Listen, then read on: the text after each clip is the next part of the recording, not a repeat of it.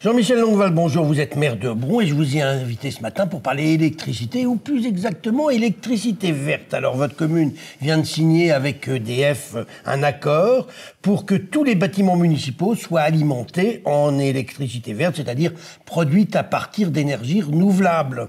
C'est la grande mode aujourd'hui, finalement tout le monde passe ce genre d'accord, mais au fond l'électricité que vous utilisez aujourd'hui, c'est exactement la même que vous utilisiez hier, elle circule sur les mêmes réseaux. Et en fait, c'est juste un truc de communication, mais c'est totalement bidon.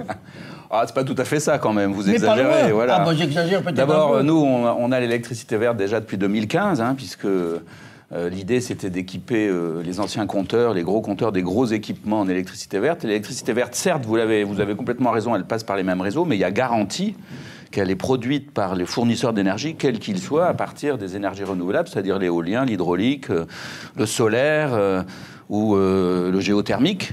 Et on a des certificats de garantie. Donc en fait, plus il y a de collectivités qui vont vers l'électricité verte, plus le fournisseur d'énergie, en l'occurrence nous c'est EDF, quel qu'il soit, amènera une production à partir d'énergie renouvelable. Là où vous avez raison, c'est que c'est les mêmes électrons, la même électricité. Oui, parce qu'on ne peint pas des petits électrons en vert, ça serait difficile. Oui, voilà, vous êtes ingénieur. Oui, ils ne seraient pas de la même couleur, voilà, oui, tout à fait. En même temps, il n'y a pas deux tuyaux d'électricité qui arrivent sur nos compteurs.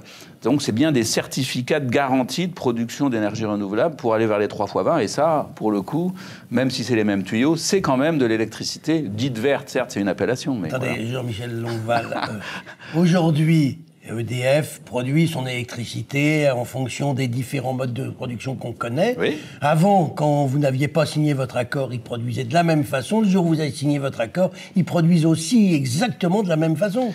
Ça ne change rien. C'est des tendances longues. Ah oui, d'accord. C'est-à-dire qu'il faut que les fournisseurs d'énergie, petit à petit, fassent des efforts de production d'énergie renouvelable, ce qui est le cas, vous le savez bien, et que les collectivités ou les industries qui achètent des énergies par leurs producteurs d'énergie, par des groupements de commandes, nous on est avec le Cigerli, incitent et contribuent par leur demande dans leur cahier des charges, c'est une exigence de prendre l'électricité verte. Nous on a 18 équipements sur 25 des plus gros consommateurs d'énergie, comme la piscine, le centre nautique, la mairie, la médiathèque, les grosses écoles, les écoles importantes.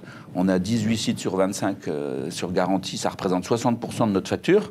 Demain, on va re-signer un marché 2018-2022 où on va passer à 100% de nos gros équipements, donc les 25, avec le même type de contrat. En tant que particulier, voilà. Moi je ne peux pas aller voir EDF en disant maintenant je veux absolument des petits hommes verts qui se baladent dans mon compteur. Disons que les petits contrats individuels aujourd'hui, probablement que cette tendance se développera.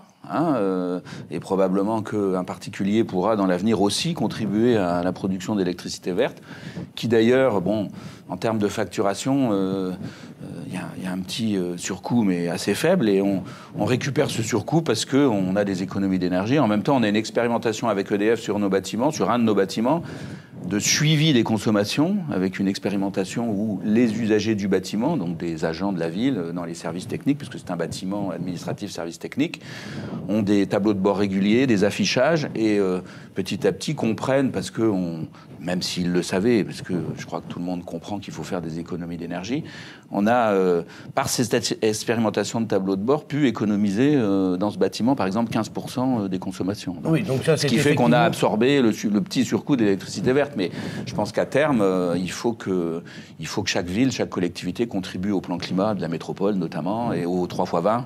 C'est en 2020 à 20% d'économie d'énergie, 20% d'énergie renouvelable, 20% de baisse des émissions de gaz à effet de serre. Les objectifs sont un peu probablement lourds à développer pour 2050, mais il faut qu'on en prenne le chemin, parce que sinon, on va continuer à se dire qu'il y a du réchauffement climatique. Avant de nous quitter, juste un petit mot, vous avez parlé de la médiathèque pour l'énergie, mais la médiathèque, d'une façon générale, ça avait provoqué dans votre commune des tensions à la fin du précédent mandat entre la maire Annie Guillemot et Madame Kiran.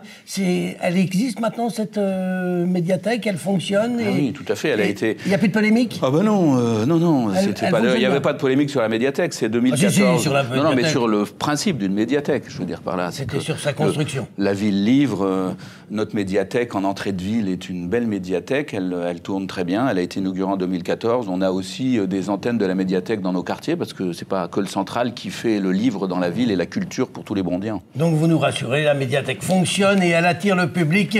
Jean-Michel Longueval, je vous remercie. Merci à vous, monsieur Angèle.